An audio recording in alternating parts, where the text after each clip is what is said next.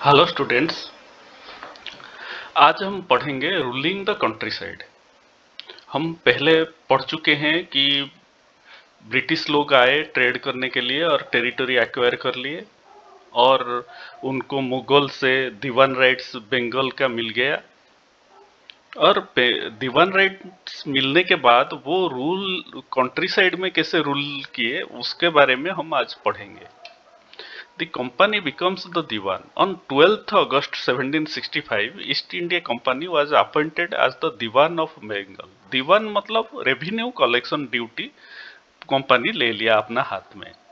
As a Diwan, the company became the chief financial administrator of the territory under its control. Now the company tried to implement different possible plans that could yield enough revenue. Diwan rights जैसे मिल गया, वो सोचने लगा मुझे ज्यादा से ज्यादा रेवेन्यू कैसे मिलेगा। तो इसके लिए वो क्या किया, कुछ सोचा नहीं समझा नहीं और चाहा लोगों से कैसे रेवेन्यू कलेक्ट किया जाएगा। वो क्या सोचा, it wanted revenue income but was unwilling to set up any regular system of assessment and collection. वो कैसे कलेक्शन करेगा और कैसे असेस करेगा रेवेन्यू, वो छोड़ दिया। वो सिर्फ पैसा उसको चाहिए, बस उतने में ही कॉन्सेंट्रेट किया। Before 1865, the company had purchased goods in India by importing gold and silver from Britain. Britain से गोल्ड और सिल्वर इंपोर्ट करके वो अपना सामान इधर खरीद करता था। अभी तो जैसे रेवेन्यू दीवानी मिल गया रेवेन्यू कलेक्शन के लिए दीवान राइट्स, तो वो उसके पास अभी रेवेन्यू कलेक्ट करके जो पैसा आता है वो अपना हो गया। वो अभी इंग्लैंड से न लाके इंडिया का पैसा से इंडिया से सामान खरीद करने लगा और यूरोप में बेचने लगा। तो इसी के वजह से वन वे फ्लो हुआ, सिर्फ रेवेन्यू कलेक्शन हुआ, लेकिन लोगों का वेल के वेलफेयर के लिए कुछ एक्शन नहीं लिया ब्रिटिश लोगों ने।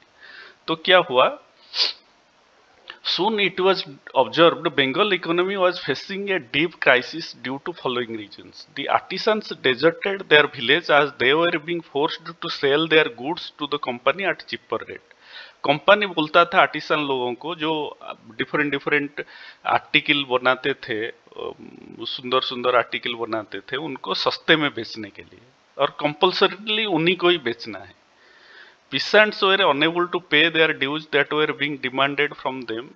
फार्मर लोग जो है वो तो गरीब पहले से थे और खेती भी उसी टाइम में इतना डेवलप नहीं हुआ था जो बहुत सारा फसल उनका हो जाए और वो रेंट पे कर दे, वो नहीं हो पाता था और वो लोग भी रेंट नहीं दे पाते थे।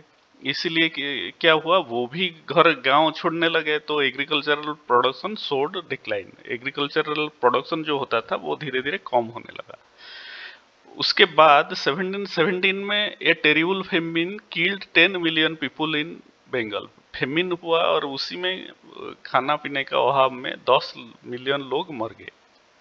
ये सब होने के बाद वो क्या हुआ, रेवेन्यू कलेक्शन डाउनफॉल हुआ। वो जितना सोच रहे थे कंपनी वाले इतना रेवेन्यू मिलेगा, वो कम हो गया। उनको तो रेवेन्यू से मतलब है, तो इसीलिए रेवेन्यू कैसे बढ़ाना है उसके लिए वो सोच के नया रूल इंप्लीमेंट किए। Company realised that to collect more revenue it was required to improve agriculture. Agriculture improve करने के लिए वो क्या किए, they finally introduced the permanent settlement in 1793।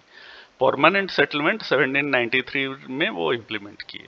इसका टर्म्स क्या था, rajas and talukdar were recognised as zamindars. Raja and talukdar recognised as zamindars. Zamindars मतलब लैंड ओनर, वो इनको दिया गया कि आप रियल लैंड ओनर हो।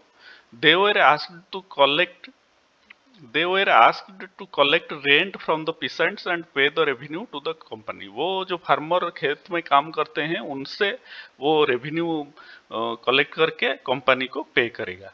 जमींदार और राजा का हाँ, जमींदार का ये ड्यूटी हो गया। The amount of revenue was fixed permanently. और क्या हुआ, जो रेवेन्यू है वो बोले कि ये फिक्स्ड है, हम फ्यूचर में बढ़ाएंगे नहीं या घटाएंगे भी नहीं। मतलब फसल होगा या ना होगा फिर भी रेवेन्यू कलेक्शन फिक्स्ड रह गया। कंपनी क्या सोचा था, company felt by introducing the permanent settlement the regular flow would be continued, वो कम नहीं होगा, जितना रेवेन्यू आना है वो आता रहेगा। Zamindars would invest to improve the land that would benefit the increased production from the land, land से ज्यादा प्रोडक्शन होगा तो जमींदार लोगों को फायदा होगा, वो सोचे जमींदार लोग खेत का इम्प्रूवमेंट के लिए काम करेंगे।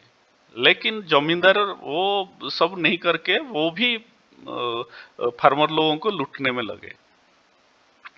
The revenue fixed was so high that zamindars found it difficult to pay, कुछ केसेस में जमींदार जो है वो भी रेंट पे नहीं कर पाए, बहुत हाई रेट पे वो फिक्स हुआ था।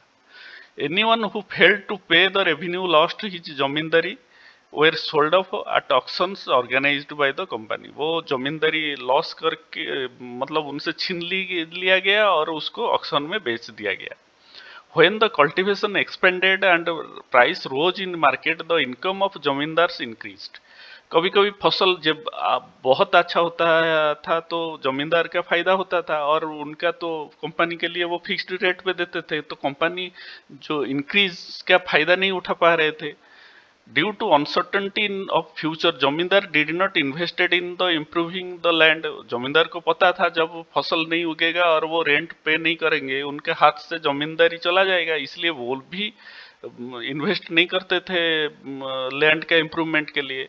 On the other hand cultivators found the system extremely oppressive, वो फसल उगे या नहीं उगे वो पैसा ही देना है, तो फार्मर भी फेडअप हो गए और वो भी उनको निकाला जाता था उनका लैंड से, वो पैसा नहीं दे पाते थे तो वो भी खेती करने के लिए एग्री नहीं कर रहे थे, तो इससे कंपनी को रेवेन्यू कलेक्शन में लॉस होता था। तो फिर क्या हुआ, due to failure of permanent settlement an Englishman called Holt Mackenzie devised a new system which came into effect in 1822। 1822 में होल्ट मैकेंजी एक न्यू रूल इंट्रोड्यूस किए। As per the instructions the collectors went from village to measure the lands and fields, वो पहले ऐसे ही rent fix किए थे, अभी क्या किए वो जो जिसके पास जितना लैंड है उसको मेजर करने के लिए गांव टू गांव वो कलेक्टर को भेजे। The estimated revenue of each plot within a village was added up to calculate the revenue that each village has to pay, वो विलेज के पास जितना जमीन है उसको कैलकुलेट करके वो फिक्स कर दिए, ये गांव से इतना पैसा कलेक्ट करना है as a whole.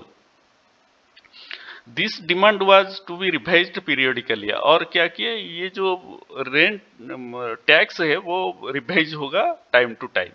The charges of collecting the revenue and paying to the company was given to the headman of the village rather than जमींदार। अभी जमींदार से पैसा कलेक्ट न करके वो क्या किए, वो जो हेडमैन है गांव का वो कलेक्ट करके कंपनी को देगा बोल के फिक्स कर दी। This system came to known as Mahalwari settlement, इसको क्या बोलते हैं, माहलवारी सेटलमेंट। ये 1822 में इम्प्लीमेंट हुआ था। और इन साउथ मुंबई और चेन्नई मद्रास प्रेसिडेंसी में क्या हुआ, captain Alexander Read and Thomas Munro felt that in south there were no traditional zamindars, उधर कोई जमींदार सिस्टम नहीं था। The settlement should be made with the cultivators directly, वो क्या सोचे हम जो फार्मर है उनके साथ डायरेक्टली सेटलमेंट करेंगे, इसका मतलब जिसके पास जितना जमी है वो कैलकुलेट करके जो टैक्स होगा उनसे डायरेक्टली कलेक्ट करना है। Their fields had to be carefully and separately surveyed before the revenue assessment was made. Monroe thought that British should act as parental figures protecting the riots under their charges। Monroe क्या सोचे कि British जो है उनको rule कर रहे हैं, मतलब उनका पेरेंट जैसा बिहेव, फार्मर का पेरेंट जैसा बिहेव करना चाहिए, पेरेंट का अच्छा बुरा सब देखना चाहिए। Thank you. और ये जो क्लास में हम लोग क्या पढ़े, परमानेंट सेटलमेंट पढ़े और माहलवारी सेटलमेंट पढ़े और मुनरो सिस्टम ऑफ सेटलमेंट पढ़े। इसको अच्छे तरह से अपना कॉपी में नोट कर लीजिएगा। Thank you.